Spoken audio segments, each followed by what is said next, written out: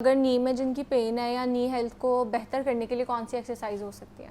देखें, अगर तो सिंपल आप अगर घर पे रहते हैं सो नी के लिए हमारे पास अच्छी वर्कआउट होता है कि अगर आप अपने साइड वेज मूवमेंट अगर शुरू करते हैं सिर्फ स्टैंडिंग पोजीशन में आपने अगर आपके पास कोई रेजिस्टेंस है तो उस बैंड को आप यूज़ कर सकते हैं। अगर वो नहीं है तब भी आप स्टैंडिंग पोजीशन में सिर्फ ये मूवमेंट भी करना शुरू कर दें, सिर्फ खड़े खड़े कुछ भी नहीं करना, तो ये आपकी नी की स्ट्रेंथनिंग के लिए आपको हेल्पफुल होगा।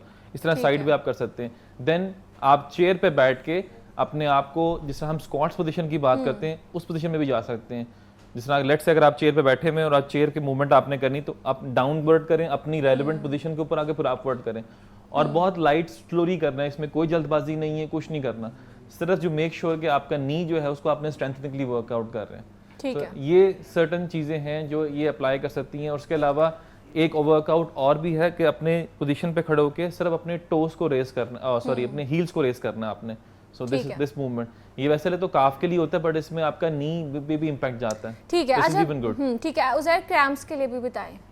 ओके, क्रैम्प्स के लिए बेसिकली पहले तो मैं सबको ये कहूँगा कि जो लोग वर्कआउट करते हैं, ये आज मैं दो चीज़ें स्पेशली आप लोगों के लिए इसे लेकर आया हूँ जस्ट टू मेक श्योर कि ये वैसे हर बंदा अपने घर में रख सकता है। इसको बोलते हैं लूप बैंड, ठीक है, और इसको बोलते हैं फोम रोलर, ठीक है। सो ये आई थिंक घर पे रखने के लिए बड़ा आसान है, इसमें कोई ऐसी चीज़ नहीं है जिसको आपको बहुत देखभाल करनी पड़े। जब भी आप वर्कआउट स्टार्ट करते हैं तो मैं हर बंदे को रिकमेंड करता हूँ कि डायनामिक स्ट्रेचेस की तरफ जाया करें। These are the best one. So dynamic stretches में सबसे पहले आप लूप बैंड को यहाँ से होल्ड करें as per your shoulder width, ठीक है, और इसको आप ये मूवमेंट करें। अगर आप अपर बॉडी कोई भी वर्कआउट कर रहे हैं तो उसके लिए सबसे बेहतरीन नहीं है। अगर आपको साइड वे लग रहा है तो ये देखें, इसमें सिर्फ आपकी शोल्डर की रोटेशन हो रही है, बट आपका इसमें पूरा ट्रैप्स और पूरा आपका स्कैपुला इसमें मूव कर रहा है, ठीक है ना। So it gives you a very good warm up before any upper body workout. फिर इसी में आप अगर कोई भी ट्रेनिंग करते हैं, लेट से बाइसेप्स की करते हैं, सो इसको यहाँ पे आप ऐसे होल्ड करके अपने बाइसेप को वार्म अप कर सकते हैं। और ये इतना हैंडी है कि इसको आप ट्रैवलिंग में भी यूज़ कर सकते हैं। सो अगर आप कहीं ट्रैवल कर रहे हैं और आपको वहाँ पे जिम की एक्सेस अवेलेबल नहीं है, सो आप इस बैंड्स की मदद से अपने हल्के फुल्के वर्कआउट्स अपने आप को एक्टिव रख सकते हैं, ठीक है। और इसी तरह फिर आप अपने ट्राइसेप एक्सटेंशन भी कर सकते हैं इसी के साथ। ये पोजीशन आपकी होगी, ठीक है, इसको रिलेटिवली आप ये करें। सो ये वो सब चीज़ें हैं जो कि आपने before doing any workout strength training आप अपने आप को वार्म अप करने के लिए यूज कर। ये डायनामिक स्ट्रेचेस इसलिए ज़रूरी हैं just to avoid any kind of cramps. अब आपको मेरे पास जो है ये नज़र आ रहा है, ये एक बहुत ज़बरदस्त टूल है, ठीक है। अक्सर लोगों को बैक पेन का मसला होता है, ये जिनके अक्सर टेंशन या क्रैम्पिंग हिप वाले एरिया में होती है, इसको हम ग्लूट्स बोलते हैं।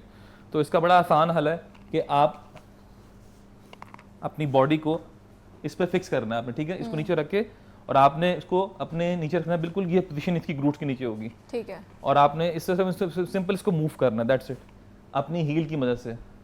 सो इसमें जो आपको स्पाइक्स नजर आ रहे हैं, ये इसका पर्पस ये होता है कि आपकी सर्कुलेशन ऑफ ब्लड जो है इसको बेहतर करता है। तो जिस एरिया में क्रैम्प होता है वहां पे जब सर्कुलेशन ऑफ ब्लड बेहतर होती है तो आपको रिलीज मिलता है वहां पे और आप टेंशन फ्री होते हैं।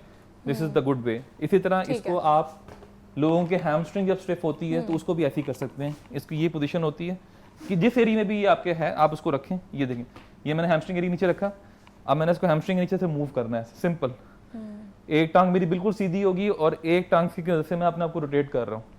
सो ये मेरा इस एरिया से इसको हेल्प करेगा। अगेन ठीक है, आप क्रैम्पिंग के लिए और तरीके बहुत होते हैं। अगर आपको लोअर बॉडी में पेल्विक साइड पे क्रैम्प है या आपको लगता है कि इनर थाइस में क्रैम्प है, तो उसके लिए सबसे अच्छा स्ट्रेच है वो ये है कि आप डाउन द वे नीचे जाएं और अपने दोनों नीज को आउटवर्ड करना है आपने, ठीक है।